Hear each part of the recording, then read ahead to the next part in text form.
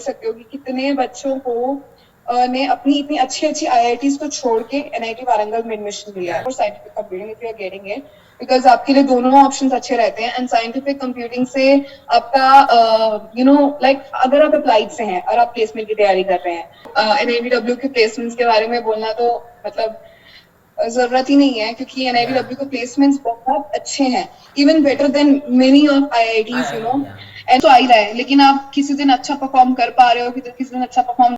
Hello friends, welcome back to YouTube channel. आज हमारे साथ है कीर्ति दी एनआईटी वारंगल से। कीर्ति दी अभी एनआईटी वारंगल से एमएससी कर रहे हैं। आज हम इस वीडियो में जानेंगे कीर्ति दी से एनआईटी वारंगल के बारे में, वहाँ के प्लेसमेंट कैसे है, वहाँ का कोर्स स्ट्रक्चर कैसा है अप्लाइड के लिए भी और साइंटिफिक कंप्यूटिंग के लिए भी, और वहाँ के प्रोफेसर कितने हेम्बल है स्टूडेंट के लिए, और वहाँ के हॉस्टल लाइफ कैसी है, वहाँ के मैथ्स फूड कैसा है। ये सब इस वीडियो में काफ़ी इन्फॉर्मेशन इनसे लेने वाले हैं। और साथ ही जो स्टूडेंट अभी एनआईटी वारंगल ज्वाइन करने वाले हैं उनके लिए भी कीर्ति दी कुछ टिप्स देंगी, और जिन्होंने अभी आईआईटी जेईई या अदर एग्जाम की प्रिपरेशन स्टार्ट की उनके लिए भी हम कीर्ति दी से कुछ टिप्स लेंगे ताकि स्टूडेंट की हेल्प हो। तो वीडियो अगर आपको अच्छा लगता हो प्लीज़ इसको एक लाइक करना और कमेंट बॉक्स में आप कीर्ति दी को थैंक्स जरूर बोलना, ताकि क्योंकि उन्होंने हमारे लिए इतना टाइम दिया है तो उनके लिए एक थैंक्स तो बनता है। तो बिना किसी देरी के वीडियो को हम स्टार्ट करेंगे। तो सबसे पहले कीर्ति दी, मैं आपसे जानना चाहूँगा आपके बारे में। Hi everyone, my name is Kirti Ruteja and I'm basically from Dehradun. I did my graduation in mathematics from University of Delhi and currently I'm doing my masters from NIDW as you know and in applied mathematics. कीर्ति दी, आपका जैसे अभी first semester complete हुआ, अभी तक का आपका कैसा experience रहा वहाँ पे एनआईटी वारंगल में? Of course, the experience was good. Being from NIT, being from Delhi University, like मैं Delhi University से आती हूँ, and in Delhi even I did not had this kind of a life that I have in NIT Warangal, being in the campus and enjoying the campus life with your friends. First, it was exciting. It was good, and it is really amazing to have such a life. Yeah, good. अभी तक की आपकी कोई best memory रही हो और आप कुछ शेयर करना चाहते हो हमारे साथ? Best memory, actually I have been into NITW for just a month. तो आप कह सकते हो एक साल कंप्लीट हो गया है बट सिर्फ एक महीने के लिए गए थे हम लोग college but still best memories are yet to come but still for अभी तक best memory that I can reveal out is on the fourth day of when we went to the college, there was a match in the college, you know, CPL, College Premier League, and our class was playing in that match, and the match was at around 2 a.m. at night. So the hostel did not allow the girls to go for the match or for anything out after 11. So we just bunked the four of us, we girls, our girls gang, we bunked the hostel, and night was really a good memory. Okay, I can say. Yeah. तो कीर्ति दी, आप हमें NIT Warangal के थोड़ा course structure के बारे में बताइए, वहाँ का कोर्स स्ट्रक्चर कैसा है। अगर आपको मतलब दोनों स्ट्रीम का पता है तो आप दोनों का बता सकते हैं। See, I have seen the course structures of scientific computing and applied mathematics both. Applied mathematics is more oriented towards mathematics. People who are more research oriented or more interested in mathematics kind of a field, they go for applied mathematics. And the rest, the ones who are more oriented towards placement, they go for scientific computing. And not only for placements, like some people are more interested in computing kind of fields. They might want to go for PhD, but still they go for scientific computing. Like I know seniors who have taken scientific computing and now they are doing research. So yeah, both fields have their own pros and cons. Or structure of mathematics, of applied mathematics, is more oriented to maths. And that is towards computing, but you can go for placements from either of the branches and you can go for PhD and any kind of jobs from either of them. It just depends on your interest. Like I had the option of having scientific computing and applied mathematics both. I could have got both of them, but still I went for applied mathematics because I was more oriented towards PhD in the initial, and I chose applied mathematics. But then जब मैं NITW में आई, then I realized that I should give a shot to the placements as well. So yeah, I'm trying for placements also now. So that's it. या okay.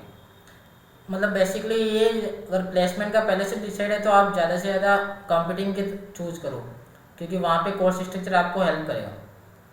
I would definitely say that. या And second thing, अगर आप scientific computing से हैं और अगर आप PhD भी करना चाहते हैं तो आप वो भी कर सकते हैं। लाइक अगर आप दोनों ऑप्शंस रखना चाहते हैं तो इट्स पॉसिबल।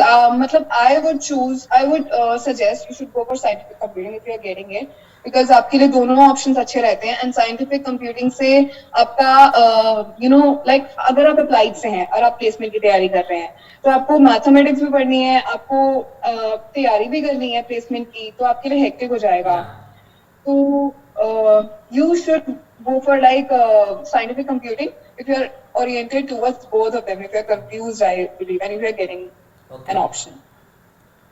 दी आप हमें ये बताइए अब वहाँ का मतलब प्लेसमेंट कैसे है एनआईटी वारंगल के? प्लेसमेंट्स देखो, एनआईडीडब्ल्यू के प्लेसमेंट्स के बारे में बोलना तो मतलब जरूरत ही नहीं है, क्योंकि या एनआईडीडब्ल्यू के प्लेसमेंट्स बहुत अच्छे हैं, even better than many of IITs, you know. IIT या एनआईडीडब्ल्यू हाँ इतना पुराना कॉलेज है और इसके लिंक्स इतने स्ट्रांग है, उसका नाम चलता है in the company, in the sectors, IT या sectors, in every sector, that companies do come for to maintain their relationship with relationship या NIT Warangal. So yeah, placements is an overage in NITW, better than many IITs. This year आप देख सकते हो कि कितने बच्चों को ने अपनी इतनी अच्छी अच्छी IITs को छोड़ के NIT वारंगल में एडमिशन लिया है। या तो that itself shows how placements are. या Yeah. नाइस। की दीदी अब मैं आपसे ये जानना चाहूँगा एनआईटी वारंगल की हॉस्टल के बारे में आप बताइए, और वहाँ के जो मैस फूड है उनके बारे में आप कुछ बताइए। See, hostel facilities डिफरेंट है, गर्ल्स के लिए अलग, बॉयज के लिए अलग। तो ऑफ कोर्स मैं गर्ल्स का बता सकती हूँ। गर्ल्स के लिए टेक्निकल यूनिवर्सिटीज में बहुत प्रॉब्लम होती है, एंड एनआईडीडब्ल्यू में ऑफ कोर्स लेस हॉस्टल्स हैं गर्ल्स के लिए।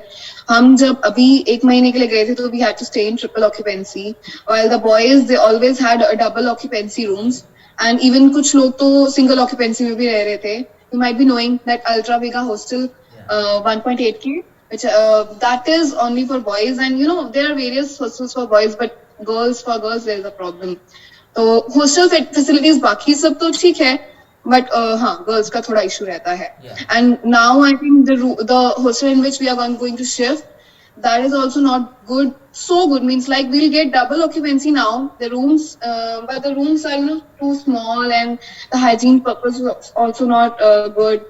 So yeah, okay girls there might be an issue, but still people adjust. Okay And for the mess, I can say, जब हम जाने वाले थे, I was really scared. I was completely prepared that we are gonna get really pathetic food, and which will just make us so thin. या But finally, when we went there and we saw, the food was really good. Though you'll enjoy only for 15 days, after that you'll just get bored. But still, the food is good, and they serve you both North Indian, South Indian. Though there will be always be a taste of South Indian masalas in या North Indian food, but the food is fine and you'll like it. Yeah. Okay. तो दी अब आपने काफ़ी अच्छा बताया hostel के बारे में। दी अब मैं वीडियो में आगे आपसे ये जानना चाहूँगा एनआईटी वारंगल की जो स्पोर्ट्स फैसिलिटी है और भी कुछ कल्चरल इवेंट्स हैं उनके बारे में आप कुछ बताइए। Sports facilities. So yeah, sports facilities also I think are good. Like you have a badminton court, you have a volleyball court, you have fields. You get matches every year. There are matches all around the year, like CPL I just told, and for hockey also या I think there are matches or something, and all sorts of games and sports activities are going on meanwhile. Yeah, they are good, fine. या nice. तो दी आप हमें आप बताइए NIT Warangal में कोई MSc student को स्पेशल कोई स्कॉलरशिप मिलती है क्या वहाँ पे?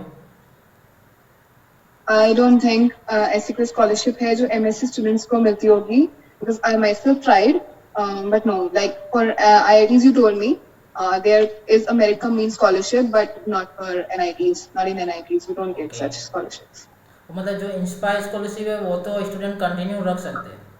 वो तो एक्सटेंड होगी, एंड उसके लिए आपको आई थिंक कुछ डॉक्यूमेंट्स भी चाहिए होते हैं कॉलेज से, तो वो भी आपको मिल जाएंगे, वो सब हो जाएगा, that is not an issue, but दूसरी स्कॉलरशिप नहीं है। फ्रेंड्स, अगर आपको इंस्पायर स्कॉलरशिप के बारे में डिटेल में जानना है तो आपको मैं वीडियो आई टैब पे दे दूंगा और लिंक आपको डिस्क्रिप्शन में भी मिल जाएगा वीडियो को, तो आप डिटेल में उसको देख सकते हैं और समझ सकते हैं। जी, मेरा सबसे इम्पोर्टेंट क्वेश्चन आपसे ये एनआईटी वारंगल के प्रोफेसर का बिहेवियर कैसा है, उनका टीचिंग स्टाइल कैसा है, उसके बारे में आप थोड़ा बताइए। सी प्रोफेसर्स का लॉट जैसे स्टूडेंट्स का लॉट होता है, हमेशा हर जगह मिक्स वैसे ही होता है। प्रोफेसर्स मतलब कुछ होंगे बहुत स्वीट एंड कुछ होंगे बहुत मोटिवेटिंग, कुछ होंगे बहुत रूल्स बाउंड, कुछ होंगे बहुत थोड़े से arrogant. You will have to deal with all of them and यहाँ पे भी आपको हर टाइप के प्रोफेसर्स मिल जाएंगे। But you cannot just listen to professors' gossips while they are talking in, Telugu and all. Yeah. That is the बाकी you get really good professors, some really really inspiring professors जो आप चाहोगे कि आप पूरी life जिनके contact में रहो। You find such professors out there. Yeah, professors are good. Nice. दी, अब उनका मतलब टीचिंग स्टाइल कैसा रहता है स्टूडेंट के लिए? Teaching style is like normal teaching style. They come for lectures, they take up topics, they take up lectures, they teach, and then they take minors regularly. You might be knowing NITs and IITs में minors और exams means continuous evaluation होती है, तो ये different होता है क्योंकि इसकी वजह से हर student को regularly पढ़ना पड़ता है। Like they have to take minors every 1 or 2 weeks. Like whole semester आप busy रहोगे minors में, मिड्स में, एंड देन फाइनल एग्जाम्स आ जाएंगे, but then you will finally learn कि ये तो होता रहेगा। मतलब काफी अच्छा रहता है वहाँ का। दी, अब हमें एनआईटी वारंगल के एमएससी स्टूडेंट के लिए मतलब कितना वर्कलोड वहाँ पे रहता है अगर वो ज्वाइन कर रहा है, तो उसके बारे में थोड़ा आप बताइए। वर्कलोड तो रहेगा। हमारे टाइम पे हम लोग ऑनलाइन आए थे तो स्टिल वर्कलोड वाज मच, क्योंकि आप ग्रेजुएशन आपने, अगर आप एमएससी में आए हो तो मतलब आपने बीएससी कहीं और कॉलेज से किया, and mostly BSc colleges in India they don't offer continuous evaluation, तो इतना प्रेशर किसी कॉलेज में नहीं रहता है। But then when you come to IITs और एनआईटीज यू रियलाइज कि यहाँ पे तो कंटिन्यूअस इवैल्यूएशन है, आपके पास एक सेमेस्टर में 6 से 7 सब्जेक्ट्स हैं, एंड देन हर सब्जेक्ट के 3 minors 2 minors, and then mid भी है, एंड देन फाइनल एग्जाम भी है। तो अराउंड एक सेमेस्टर अगर 4 महीने का है, उसमें से आप 1.5 महीना तो रेगुलरली एग्जाम ही दे रहे हो, जिसमें जो बीच बीच में हो रहे हैं। तो आप सेमेस्टर में एग्जाम दे रहे हो, एग्जाम में सेमेस्टर दे रहे हो, ये प्रेशर आपको झेलना पड़ेगा। एक टाइम के बाद अपन बोल सकते हैं अपन को आदत हो गई कि एग्जाम में तो होगा, ऐसे टाइप के रोज होता है तो। ऑनलाइन दिए हैं एग्जाम्स तो हम लोग को थोड़ा प्रेशर कम था, लेकिन एक सेमेस्टर के बाद आदत पड़ गई थी कि ठीक है, एंड देन तो दी, अब मैं आपसे ये जानना चाहूँगा वीडियो में आगे कि आपने एनआईटी वारंगल में अभी तक स्टडी के अलावा कौन सी अदर स्किल पे मतलब आपने डेवलप की, और एक स्टूडेंट जो है कौन सी स्किल सीख सकता है वहाँ पे आगे? ऑनलाइन होने की वजह से हम लोगों ने और प्रेशर भी होने की वजह से हम लोगों ने कोई सोसाइटी तो मोस्टली ज्वाइन नहीं करी है। आई थिंक मेरी क्लासमेट्स में 1 या 2 ने किसी ने ज्वाइन की हो तो I don't know, but mostly students ने कोई सोसाइटी ज्वाइन नहीं करी है। But yeah there are options of like dance society, music society, craft society and everything. There are lot of societies which you can join if you are interested in, तो skills तो आप develop कर सकते हो। And but pressure इतना रहता है कि you don't get it, and that too online था तो नहीं ज्वाइन करी, क्योंकि ऑनलाइन के केस में आपको बस मीटिंग्स में बैठना होगा and you won't get to learn much. Okay दी, अब जो स्टूडेंट अभी एमएससी के अंदर एडमिशन लेने वाले हैं एनआईटी वारंगल में, जो फ्रेशर्स है, तो उनके लिए आप कुछ टिप्स देना चाहोगे जिससे उनको हेल्प हो, जो फर्स्ट सेम मतलब उनके लिए फर्स्ट सेमेस्टर में काफ़ी अच्छी सीजीपीए बनाना आसान हो जाए, तो कुछ टिप्स हो तो आप दीजिए। पहली चीज, टीचर्स के साथ पंगे मत लेना। अगर वो मंडे को ट्यूसडे और ट्यूसडे को वेडनेसडे बोल रहे हैं तो okay fine, that is what it is. So just listen to them and don't just argue.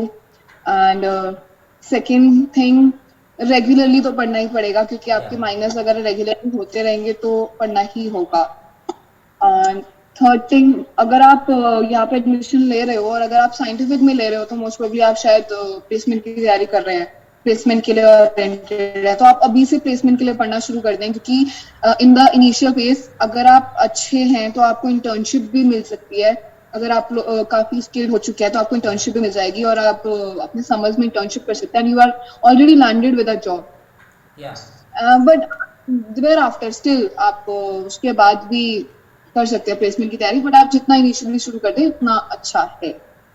And CGPA for CGPA तो यार पढ़ना तो पड़ेगा. या मतलब फिर भी जैसे जो अभी स्टूडेंट मोस्ट ऑफ एनआईटी के अंदर एडमिशन है कि उनके लिए ऑलमोस्ट 1 मंथ अभी बचा है, तो आप उनको कुछ बताना चाहेंगे कि आप पहले से ये प्रिपेयर कर लो तो आपको वहाँ पे आगे हेल्प मिलेगी.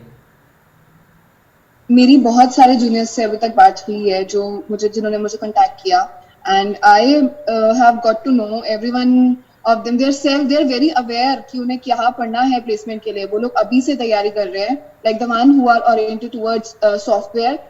They are preparing for DSA and everything, and the data ones are going for Python and all.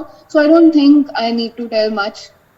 They already have groups and they already know what to prepare for. But still, if you have 1 month and you have time, because आप अब offline आने वाले हो, या तो offline में problem बहुत ज्यादा होती हैं. आपको टाइम कम मिलेगा प्लेसमेंट की तैयारी के लिए, तो आप अभी से तैयारी करना शुरू कर दो. एंड सेकेंड थिंग, अगर आप सॉफ्टवेयर के लिए जा रहे हो तो डीएसए स्टार्ट कर दो, और अगर आप डेटा के लिए जा रहे हो तो वो फॉर पाइथन एंड या एसक्यूएल एंड ऑल इन सब की तैयारी है, मशीन लर्निंग. या नाइस. मेरा लास्ट क्वेश्चन आपसे अब ये है, जो स्टूडेंट अभी आईआईटी जेईई की प्रिपरेशन कर रहे हैं और साथ ही अदर जो एग्जाम है उस आईआईटी जेईई लेवल के, तो उनके लिए आप कुछ टिप्स देना चाहेंगे जो आपने अपने टाइम पे मतलब फॉलो की हो, या आपने जो मिस्टेक्स की हो उनको कुछ आप मतलब बताना चाहेंगे. सी कैलिबर ना बहुत लोगों के अंदर होता है, ठीक है. बहुत लोग डिजर्व करते हैं बहुत अच्छी IITs, but still they get some lower NIT और दे डोंट गेट. एंड कुछ लोग नहीं भी इतना डिजर्व करे होंगे तो दे गेट सम आईआईटी और समथिंग, ऐसा बहुत होता है. आई थिंक ये डिफरेंस इसलिए आता है कि बहुत से लोग प्रेशर मैनेज कर लेते या हैं और बहुत से लोग मैनेज नहीं कर पाते. बहुतों की टेक्निक सही होती है, बहुतों की टेक्निक नहीं सही होती. जैसे आई बिलीव मोस्टली बच्चे जो गलती करते हैं वो ये करते हैं कि अगर आईआईटी जैम के 7 सब्जेक्ट्स हैं तो एक सब्जेक्ट एक टाइम पे उठाएंगे, 1-1.5 महीना उसको करेंगे, फिर दूसरा सब्जेक्ट उठाएंगे, तो फर्स्ट वाला अगर लिंक चला या गया तो you get out of reach. या या तो इस केस में मुझे लगता है कि आपको वर्क करना चाहिए कि आप सारे सब्जेक्ट्स को साथ में लेके चलो. इससे आपकी ना मैथमेटिक्स में इवोल्यूएशन अच्छी बढ़ेगी. या आप एक सब्जेक्ट को दूसरे सब्जेक्ट पढ़ रहे हो तो आपको पहला भी याद है, दूसरा भी याद है, आप एक को दूसरे से इंटरलिंक कर पाओगे. आप मतलब साथ एंड में आप एक को भी नहीं पढ़ रहे हो. आप रिवीजन भी करते रहो टॉपिक जो आपने कंप्लीट कर ली हो. या एग्जैक्टली, रिविजन भी. मैं हमेशा ये बोलूंगी कि आप अगर 7 सब्जेक्ट है तो आप 2 या 3 सब्जेक्ट साथ लेके चलो. मतलब डेली का या स्केड्यूल 2 या 3 सब्जेक्ट का साथ में करो, और फिर जब दूसरे सब्जेक्ट्स को उठाओ तो पहले वालों के टेस्ट पेपर्स या रिविजन या शॉर्ट नोट्स वो हमेशा रिवाइज करते रहो.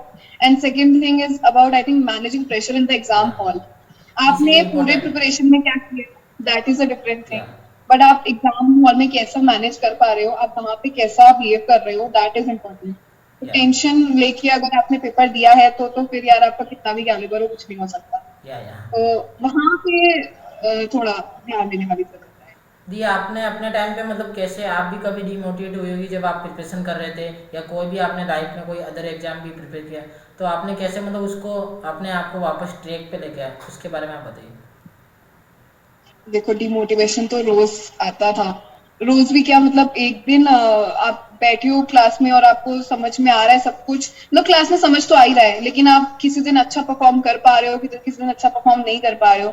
जिस दिन अच्छा परफॉर्म कर लिया उस दिन बहुत खुश है, जिस दिन नहीं हो पा रहा है उस दिन बहुत डिमोटिवेट हो गया, यार ये तो वो मतलब क्या हो रहा है, ये हो रहा है. बट कभी भी दिमाग में सेकेंड ऑप्शन मत लाओ. या like I never had second option कि मुझे ये छोड़ देना है, मेरे पास ऑप्शन नहीं था ना, मैंने अपने दिमाग में कभी लाया. अगर आप या सेकंड ऑप्शन दिमाग में लाओगे कि छोड़ दूंगा अगर नहीं हो रहा होगा तो फिर आप नहीं कर सकते. या आप कोई भी कॉम्पिटिटिव एग्जाम नहीं कर सकते अगर आपके दिमाग में डिमोटिवेशन आया और आपके दिमाग में सेकंड ऑप्शन है तो. या नाइस. तो फ्रेंड्स, कीर्ति दी ने हमें इतना टाइम दिया अपना, तो अगर आपको वीडियो अच्छा लगता है प्लीज़ इसको लाइक करें और कमेंट बॉक्स में आप कीर्ति दी को थैंक्स जरूर बोले. ओके, और अपने फ्रेंड्स में इसको जरूर शेयर करें जो भी एनआईटी के बारे में सर्च कर रहे हैं, और मैं ऐसे ही आगे वीडियो लाता रहूँगा अलग एनआईटी और आईआईटी के बारे में. तो thanks, keep learning. Thank you Kirti the.